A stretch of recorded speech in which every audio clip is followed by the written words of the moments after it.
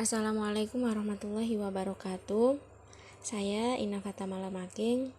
Di sini saya akan memaparkan materi tentang kaidah fikih yang ke-9 yang berbunyi idza ijtama'a amroni min jinsin wahidin walam yukhtalif maqsuduhuma, yang artinya ketika dua perkara sejenis berkumpul dan maksudnya tidak berlawanan, maka secara umum salah satunya akan masuk pada yang lain.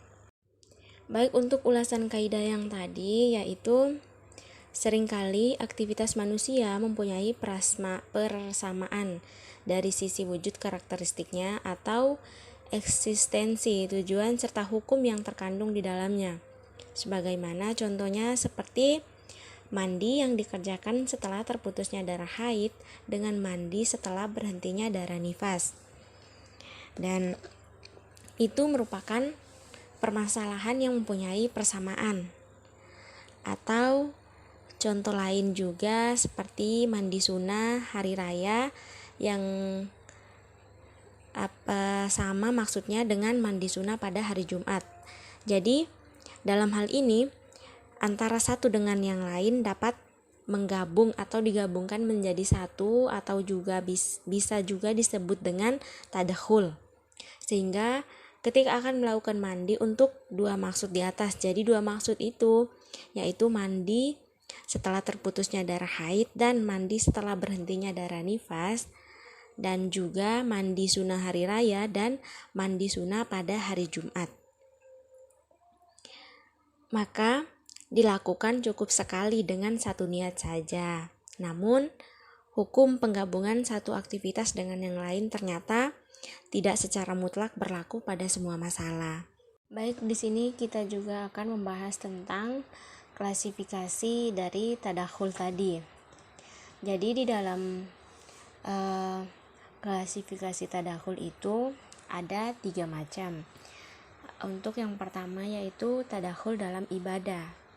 Nah, di dalam tadakhul ibadah ini dibagi menjadi 2. Yang pertama yaitu ibadah wajib yang sama-sama terdapat tuntutan namun maksudnya berbeda, maka tidak terjadi tadakhul atau tidak bisa disatukan. Contohnya seperti haji wada.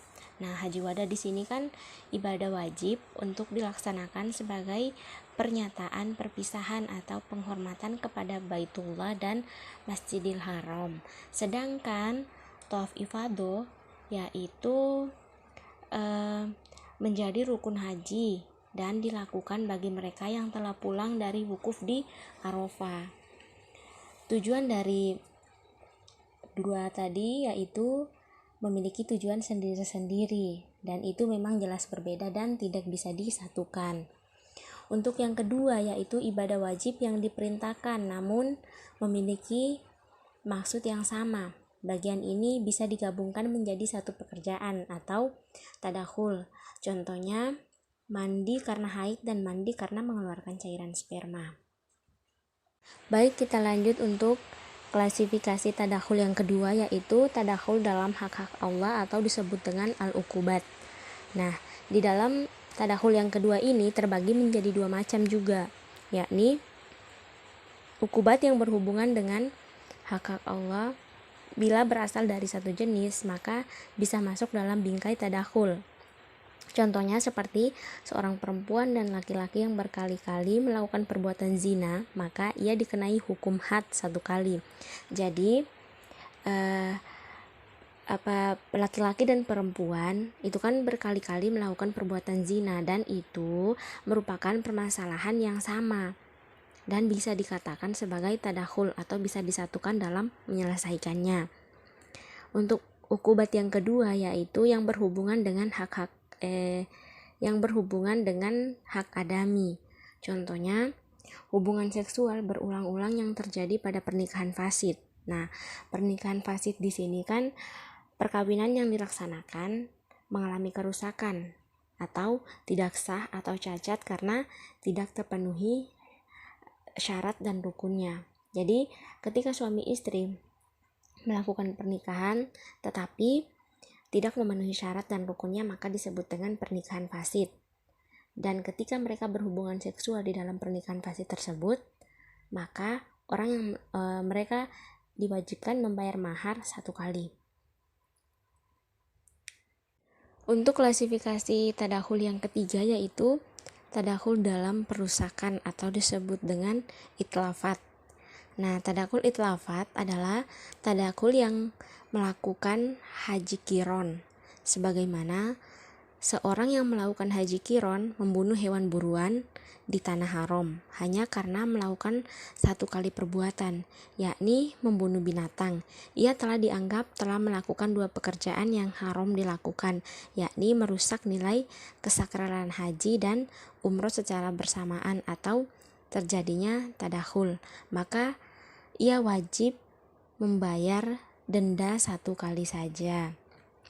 Jadi ketika seseorang melakukan haji qiron, maka dia tidak diperbolehkan atau haram untuk membunuh hewan buruan di tanah haram, karena itu merupakan 2 pekerjaan yang berbeda dan jelas tidak termasuk dalam tadakhul atau tidak bisa disatukan. Di sini juga kita akan membahas tentang hal-hal yang tidak terjadi pada tadakhul.